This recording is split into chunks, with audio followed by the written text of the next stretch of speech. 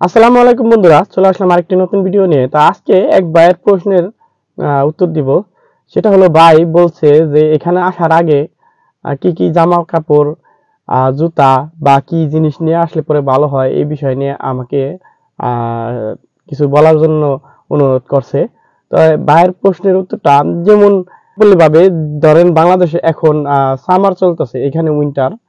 তো ওই হিসাব করে এই দেশটাকে আগে সার্চ করবেন আপনি ইন্টারনেটে, বা আপনার যদি এখানে পরিচিত কেউ থাকে তার মাধ্যমে জানবেন এখানে কি অবস্থা, কেমন ওয়েদার চলতেছে।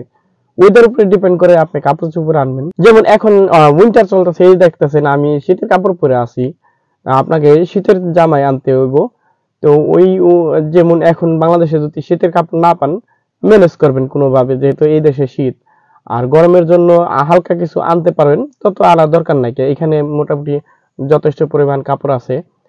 যেহেতু আপনি প্রথম আসতেছেন, বলতে যেই হোক যে প্রথম এই দেশে না হোক, অন্য দেশে যদিও যান, অন্য দেশের ওয়েদার আগে চেক করবেন যে কি অবস্থা, ওয়েদারের কি হালচাল বাংলাদেশের সাথে, আর এখন ওই দেশে যে দেশে যাইতেছেন ওই দেশের ওয়েদার কিরকম। যদি বর্তমানে আসেন, রিসেন্টলি আসেন, তাইলে আপনি শীতের জামা আনবেন। আর জুতা নর্মালি কে জুতা, আর এমনি নর্মাল যে জুতাগুলি পরেন, যেহেতু বাইরে আসবেন, বাইরে আসার আগে আপনি চাইবেন ভালো মানের জিনিসগুলি আনার জন্য। রেগুলার যে বাংলাদেশে পরেন ওইগুলি না, একটু ভালো কোয়ালিটির আনার চেষ্টা করবেন। যেহেতু অন্য একটা দেশে যাইবেন, যাতে আপনাকে দেখলে ওই ওই জিনিসটা পরলে পরে একটু সুন্দর লাগে, ওরকম ভাবেই জিনিসগুলো কেনাকাটা করবেন। অন্য জিনিস বলতে খাবার দাবার রান্না করতে হয়, যে খাবার দাবার রান্না করার পাত্রগুলি এখানে অনেক আছে, অনেক, আর অনেক কমের মধ্যেই পাওয়া যায় মোটামুটি। আপনি যদি বাংলাদেশের হিসাব আর এখানে হিসাব তুলনা করেন, মোটামুটি এখানে খারাপ না, ভালোই। এখন আপনি যদি এখানে আইসা ওই এদেশের ডলার এবং বাংলাদেশের ডলার কনভার্ট করেন, তাহলে হয়তো বা একটু আপনি আনইজি ফিল করবেন যে আল্লাহ, এই কয় টাকা, এই ডলার দিয়ে কিনলে বাংলাদেশে এত টাকা আসে। কিন্তু মান ভালো মন্দ আছে এখানে, ভালো দামও আছে, কম দামেরও আছে, সব ধরনেরই আছে। একবারে কম দামের জিনিসও আছে এখানে। তো এইসব জিনিস ক্যারি করার কোনো দরকার নাই। আর পারলে পরে একটা শীতের কম্বল নিয়ে আসবেন। আর না আনতে পারেন, সমস্যা নাই, এখানে শীতের কম্বলও পাওয়া যায়। খাবার দাবারের বিষয়, খাবার দাবার না আনাটাই ভালো। শুকনা খাবার যেটা, ওইটা আনার চেষ্টা করবেন, অন্য অন্য খাবার আনবেন না। অন্য অন্য খাবার আনলে পরে হয়তো বা আপনাকে জেরা করতে পারে। তো এই কারণে অন্য অন্য খাবার না আনাটাই ভালো, যেহেতু অনেক লং ডিস্টেন্স এখান থেকে।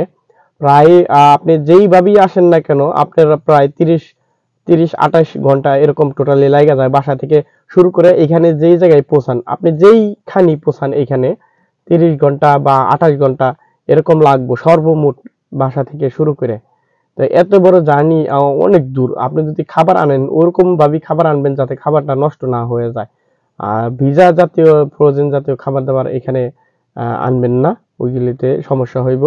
তো এই কারণে বললাম শুকনা খাবার দাবার আনবেন। আর এই তো চলার জন্য, যেমন আমরা বাংলাদেশে নর্মালি রুমে যেই সব কাপড় চোপড় পরি, ওই সব কাপড় চোপড় আনার চেষ্টা করবেন। তখন কি হইব, আপনি আইসা পরেই আপনাকে কোথাও ছুটতে হইলো না যে আমার এই জিনিসটা নাই, আমি এই জিনিসটা কিনা দরকার। অ্যাটলিস্ট 3-4 মাস বা 1 বছর যাতে ওই দেশে থেকে একটা কিছু আনেন, ওই জিনিসটা দেয়া যাতে আপনি কাভার করতে পারেন, আপনি যেখানে যান, এই দেশে হোক আর অন্য দেশে। যে এশিয়ান সবগুলি আছে এখানে, আপনি আমরা যারা বাংলাদেশি আছি বা এশিয়ান যারা আছি, যে সব খাবার দাবার খাই, সবকিছুই পাওয়া যায় ইনশাআল্লাহ। এখানে সবকিছুই পাওয়া যায়, কোনো কিছুর ত্রুটি নাই। এখানে সব পাবেন, চাল ডাল যাবতীয় সবকিছু আছে, সবকিছু। আর এখন বাংলাদেশি মাছও পাওয়া যায় এখানে, আগে ছিল না। কোনো এক সময় ছিল এই দেশে মাছ আসতো বাংলাদেশ থেকে, তো কি কারণে আমি জানি না, ওইটা বাদ হয়ে গেছিল। তো এখন আবার চালু হয়েছে, প্রায় বেশ কিছুদিন ধরে চালু হয়েছে। তো বাংলাদেশে মোটামুটি সবকিছুই পাওয়া যায়, বাংলাদেশের পণ্য আছে। বা এখানে আপনি অন্য দেশের পণ্য আসে।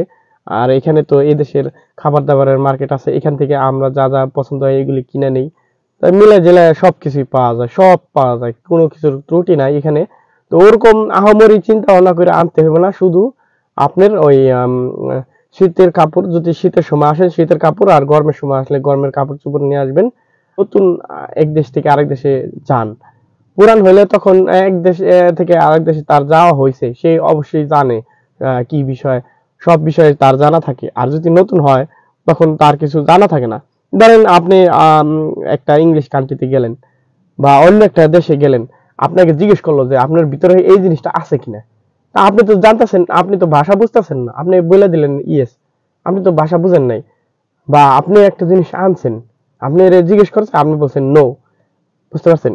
নরমালি কি হয়, কথা কিন্তু অত কিছু ক্যাচ করে না, কথাবার্তা অত ক্যাচ করে না, কারণ আমরা কথাবার্তা জানি না। এই কারণে ইয়েস নো এই জিনিসটা ভালো বুঝি আমরা। তো এই কারণে কিছু একটা বললে হয়তো বা আমরা নো বলে দিলাম বা হয়তো বা ইয়েস বলে দিলাম। কথা কথা আমার ব্যাগে একটা জিনিস আছে, তারা জিজ্ঞেস করছে এই জিনিস তোমার ব্যাগে আছে কিনা, আমি বলে দিলাম নো। ঠিক আছে? তাই নরমালি দেখা গেল সে তারা চেক করলো, পাইলো ওই জিনিসটা, এই জন্য তাকে ফাইন করতে পারে। তো এই জন্যই বলবো যে জিনিসে আপনি যদি না জানেন, যারা বিদেশে ভ্রমণ করছে তাদের কাছে জিজ্ঞেস করেন, অবশ্যই করেন। তারা বলে দিব যে হ্যাঁ এই জিনিসটা নিও না, বা আপনি অনলাইনে সার্চ করতে পারেন যে এই দেশে এই জিনিসটা নেওয়া যায় কিনা, কি কি নেওয়া যায়। এইসব বিষয়ে সার্চ করলে সবই পেয়ে যাবেন। এখন ইন্টারনেট যুগ, সব জায়গায় সবকিছু পাওয়া যায় জানার জন্য। তো এইভাবে আপনি চেক করতে পারেন। আশা করি বুঝতে পারছেন। ধন্যবাদ সবাইকে। দেখা হবে নতুন আরেকটি ভিডিওতে।